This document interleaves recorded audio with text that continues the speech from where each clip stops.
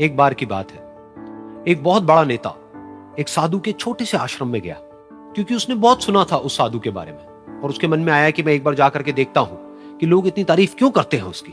तो जब वो उस आश्रम में गया तो वहां पर एक छोटा सा कमरा था जहां पर एक कालीन बिछा हुआ था। वहां पर कुछ लोग बैठे हुए थे नीचे और साधु जी सामने बैठे हुए थे। कुछ सवाल जवाब चल रहा था। तो जैसे ही वो अंदर गया, वो अकेला नहीं था, उसके साथ में 4 बॉडीगार्ड्स भी थे और उसको ये आदत थी कि जहां पर भी वो जाता था लोग अपनी जगह से खड़े हो जाते थे, उसकी तरफ देखते थे, हाथ जोड़ते थे, अपना सर झुकाते थे। लेकिन यहां पर ऐसा कुछ भी नहीं हुआ। साधु ने उसकी तरफ देखा तक नहीं, क्योंकि वो साधु किसी के सवाल का जवाब दे रहे थे। लेकिन नेता को इस बात पे गुस्सा आ गया। नेता को लगा कि ये मेरी बेइज्जती है। तो उस नेता ने साधु की बात को बीच में ही काटते हुए थोड़ा गुस्से से कहा, मैं आपसे कुछ कहना चाहता हूं। साधु ने उसकी तरफ देखा और बोले, आप थोड़ी देर रुकिए, पहले मैं इनके सवाल का जवाब दे लूं, उसके बाद में मैं आपसे बात करूंगा।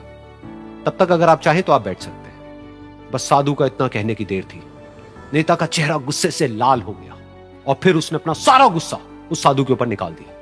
अभी तक वो नेता बहुत ही तमीज से बात कर रहा था, यानी कि आप कह करके बात कर रहा था। अब वो तू तड़ाक पे उतर आया। नेता ने उस साधु को कहा, तुझे पता भी है मैं कौन हूं और तू किससे बात कर रहा है?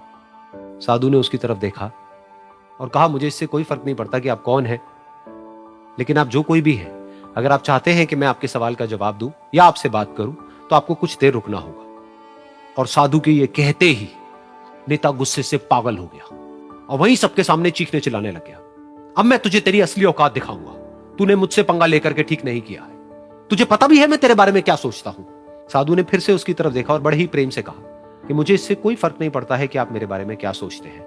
आप जो चाहे वो मेरे बारे में सोच सकते हैं। फिर उस नेता ने बोला कि तू चाहे सुनना चाहता है या नहीं, लेकिन मैं तुझे बताऊंगा यही सबके सामने कि मैं तेरे बारे में क्या सोचता हूं। तू एक बहुत ही घटिया इंसान है। तू कोई साधु नहीं है, तू एक ढोंगी है, पाखंडी है और यहां पर जितने भी लोग बैठे हैं उन सबको बेवकूफ बना रहा है। तेरा बस एक ही मकसद है कि इन लोगों की जेब में जितना भी पैसा है वो सब तेरे पास में आ जाए। तू अपने फायदे के लिए इन लोगों का इस्तेमाल कर रहा है और अब मैं तुझे नहीं छोड़ने वाला। तेरा पर्दाफाश करके रहूंगा पूरी दुनिया के सामने। लेकिन उसके इतना बोलने के बाद भी उस साधु के चेहरे पर हल्की सी मुस्कान बनी ही रही। ये देखकर वो और तिल मिला गया और उसने कहा, अब बहुत हुआ, अब मैं यहां 1 मिनट भी नहीं रुकने वाला।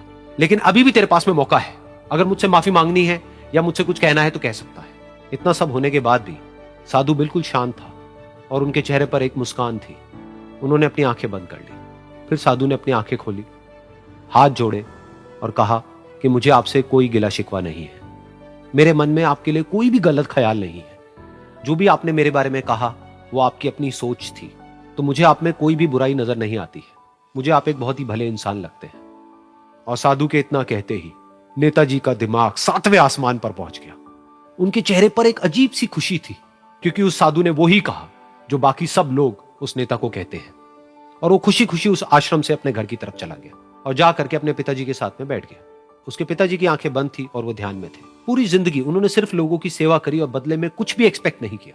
तो थोड़ी देर बाद जब उन्होंने अपनी आंखें खोली और देखा अपने बेटे को अपने साथ बैठे हुए, तो उनके बेटे के चेहरे पर आज एक अजीब सी खुशी थी जो आज से पहले उन्होंने कभी नहीं देखी थी।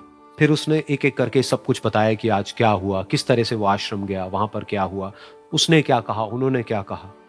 तो जब इसके पिताजी ने पूरी बात सुनी तो थोड़ा सा मुस्कुराए और अपने बेटे को देख करके बोले कि उन्होंने तुम्हारी तारीफ नहीं करी है, क्योंकि उन्होंने वो नहीं कहा कि जो तुम हो, उन्होंने वो कहा कि जो वो खुद है। और तुमने जो भी कुछ उनको कहा वो नहीं कहा कि जो वो है, बल्कि तुमने वो कहा जो तुम खुद हो। यही बात वेदों में भी कही गई है, यथा दृष्टि तथा सृष्टि। ये दुनिया तुम्हें वैसी नहीं दिखती है जैसी कि ये दुनिया है। ये दुनिया तुम्हें वैसी दिखती है जैसे तुम खुद हो। जिसकी नजर जैसी है उसके लिए ये दुनिया वैसी ही है। तो अगर तुम अपनी दुनिया को बदलना चाहते हो तो उसका सिर्फ एक तरीका है, अपनी नजर को बदलो।